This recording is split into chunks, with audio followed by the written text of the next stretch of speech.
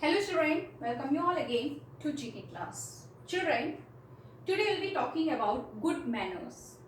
Children, you all know what is good manners. Children, good manners are very important in our day-to-day life. Whether you are in school, whether you are at home, whether you are in hospital, whether you are going to somebody's house, everywhere good manner is very important. So today we are going to learn good manners that in different situation how to use it. Now in your book page number 11, what do I do good manner, here we have going to go through it. So good manners are beauty and sign of strength. Children, we all know good manners are beauty and sign of our strength. Now children, if you have good manners, everyone will appreciate you. See, he is very good boy, she is very good girl. Why? It is a sign of beauty. When someone will tell you you are a very good boy or you are a very good girl, you feel very happy.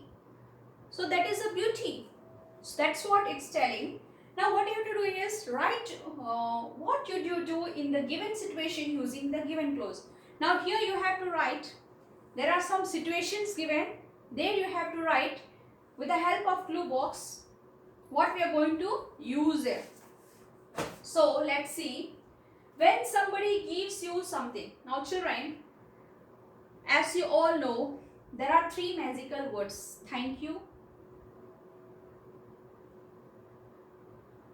sorry and please are the three magical words we use in our day-to-day life, right?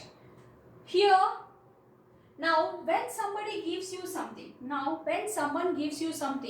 what are you going to say? What will you say? We say thank, we have to thank the person. When somebody gives you something, you have to thank that person. Say thank you. Well, thank you, okay? Now, when you cough or sneeze, what will you do? Cover your mouth. What you have to do? Cover your mouth so that it should not spit on someone else. So, you have to cover your mouth while sneezing or coughing. Now, when someone is going to appear in an examination. Now, children, when someone, your brother or sister is going to appear in an examination, so what will you say?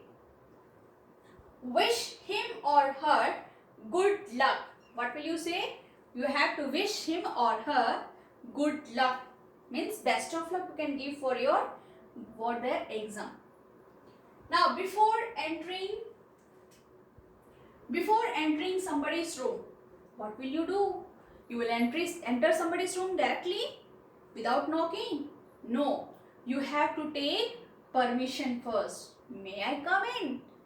Then you will enter the room, whether it is your brother, your sister, your mother or father. So when you enter somebody's room, take permission.